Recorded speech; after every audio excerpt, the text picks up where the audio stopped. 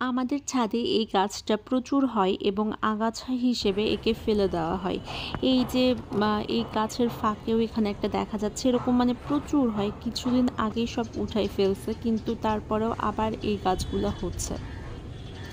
এই গাছগুলা দেখতে আমার খুবই পছন্দ কিন্তু আমি এই গাছগুলাকে চিনতাম না।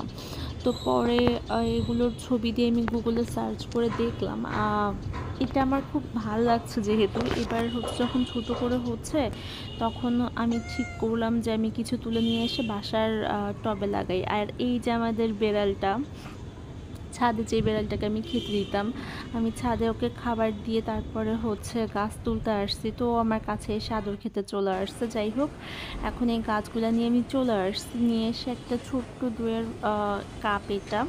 তো আমি চিন্তা করলাম যে এখানেও আমি 2-3টা গাছ লাগাবো, কারণ আমার এভাবে দেখতে খুবই পছন্দ হয়।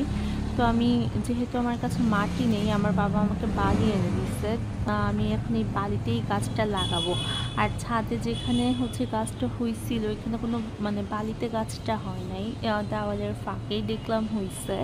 তো আমি ভাবলাম যে তাহলে আমি বালির মধ্যে লাগাই, দেখি গাছটা বাঁচে কিনা। আমি বুঝতে পারতেছি না গাছটা বাঁচবে কিনা।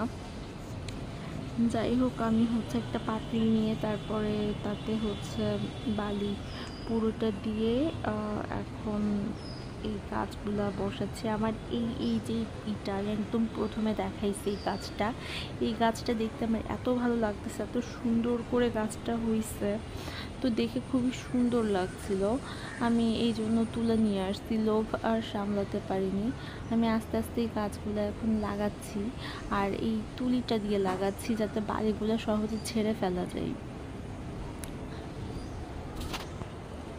এবার গাছ তো আর আমি একটা তুলে নিয়ে অনেকগুলো তুলছি, সেটা একটা এরকম কৌটার মধ্যে লাগাইছি। এখন গাছে জল দিচ্ছি। তো গাছে জল দেওয়ার জন্য আমি যেহেতু এটা ভিডিও করছি, একেবারে পুরো বন্ধ করে দিছি, কারণ আমি এর দিকে তাকাইছিলাম না। প্রথমে যখন জল দিয়ে আমি ফোনের দিকে তাকায় জল দিচ্ছিলাম। যাই হোক, পরে এই জলটা খানিকটা ফেলেও দিতে হয়েছে। এটা পরদিন সকালের ভিডিও। তো পরের দিন সকালে এটাকে দেখতে ঠিক এরকম লাগছে। আমার মনে হয় গাছটা বেঁচে যাবে এবং অনেক সুন্দরভাবে বড় হবে।